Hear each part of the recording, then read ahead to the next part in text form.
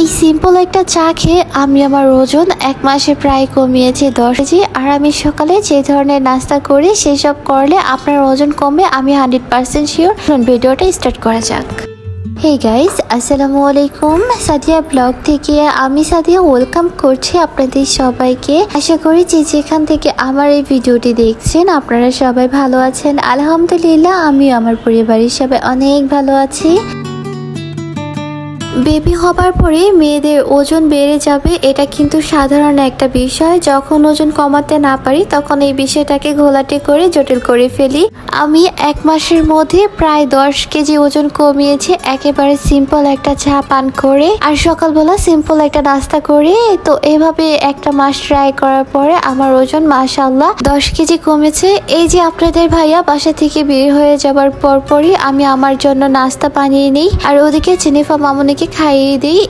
আর viewers, আপনাদের কাছে আমার অনুরোধ, আমার ভিডিওটি থেকে একটি লাইক দিয়ে ভিডিওটি কন্টিনিউ করবেন। আর আপনি যদি আমার চ্যানেলে নতুন হয়ে থাকেন প্লিজ আমার চ্যানেলটি সাবস্ক্রাইব করে পাশে থাকা বেল বাটনটি ক্লিক করে অল করে দিবেন। আর আপনি যদি আমার চ্যানেলটা অলরেডি সাবস্ক্রাইব করে থাকেন আপনাকে অসংখ্য অসংখ্য ধন্যবাদ। আর কমেন্টের মাধ্যমে আপনি অবশ্যই আপনার মূল্যবান মতামত আমাকে জানাবেন। আজ কিন্তু ভিডিও রিলেটেড কোনো কথাই বলছি না, নিজের মতন করে বকবক করে যাচ্ছি। ওই যে ওজন কীভাবে কমাচ্ছি আমাদের প্রিয় আপুদের জন্য সেই টিপসগুলোই বলে দিচ্ছি। এই যে এত গুরুত্ব সহকারে এত গ্যারান্টি দিয়ে কিভাবে বলছি, কারণ নিজে একটা ভালো ফল পেয়েছি, তাই জন্য আমার আপুদেরকে শেয়ার করছি। আজকে সকালের জন্য পরোটা বানাচ্ছি। আমি কিন্তু অনেক অল্প তেল দিয়ে তারপর পরোটাগুলো কোনো রকম ভেজে নিচ্ছি। এই যে পরোটাগুলো ভাজতে ভাজতে জেনিফা মামুনিকে তো আগেই খাইয়ে দিয়ে আসছি। আর জেনিফা মামুনি কিন্তু একটু পর পর এসে পরোটা চাচ্ছে, তার জন্য শুকনো রুটি বানিয়ে রেখেছি। আমি তাকে পরোটাটা দেই না, কারণ বাচ্চাদের গ্যাসের প্রবলেম হলে পেটটা ফেঁপে থাকবে, সারাক্ষণ কান্নাকাটি করবে, এই জন্য ওর থেকে পরোটাটা স্কিপ করে রাখি। এই যে পরোটার সাথে আমি একটু আলু ভাজি নিয়েছি। আমি সকালের নাস্তায় অনেক অল্প পরিমাণে খাওয়া দাওয়া করি, কারণ এখন একটু ওজন কমানোর চেষ্টা করছি। গতকালকে রাত্রিবেলা মুরগির গোশত রান্না করেছিলাম, সেটাই ছিল। সেখান থেকে 1 পিস মুরগির গোশত নিয়েছি আর সামান্য একটু ঝোল নিয়েছি।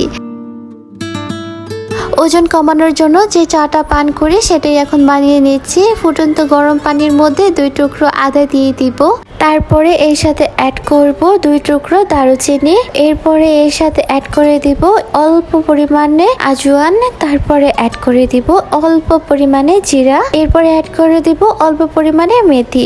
আমি এই চাটা যেহেতু মশলা দিয়ে বানিয়েছি, তো এই চাটার ঘ্রাণ কিন্তু তত বেশি ভালো আসবে না, মশলার মতনই আসবে। দারুচিনির কারণে চাটার ঘ্রাণটা একটু ভালো আসলেও অন্যান্য জিনিসগুলোর কারণে আমার কাছে ফ্লেভারটা বেশি একটা ভালো লাগে না। কিন্তু এটা কার্যকরী ক্ষমতা অনেক ভালো, এক কথায় অসাধারণ চমৎকার কাজ করে।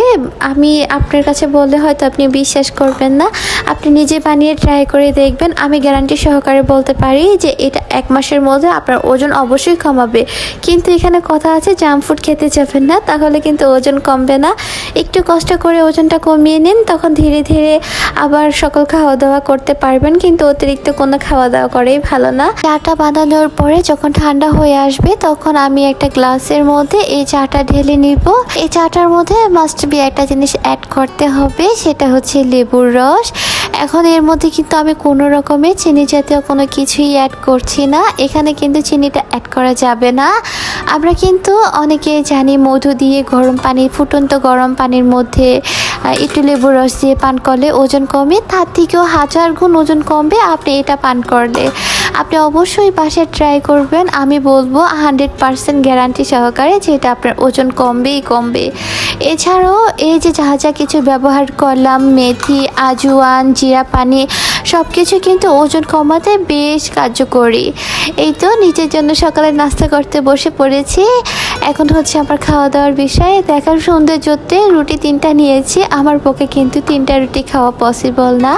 এছাড়া ভাজি বা তরকারি যেটা নিয়েছি ওটা পরিমাণ মতো নিলেও রুটি কিন্তু 3টা নিয়েছি। দেখার সৌন্দর্যের ক্ষেত্রে 2টা ফুল দিয়েছি যেন দেখতে আরও বেশি সুন্দর লাগে। ভিউয়ার্স, আজকের ব্লগটা এই পর্যন্তই করছি। আপনারা সবাই ভালো থাকবেন, সুস্থ থাকবেন, আমাদের জন্য দোয়া রাখবেন। আল্লাহ হাফিজ, আসসালামু আলাইকুম।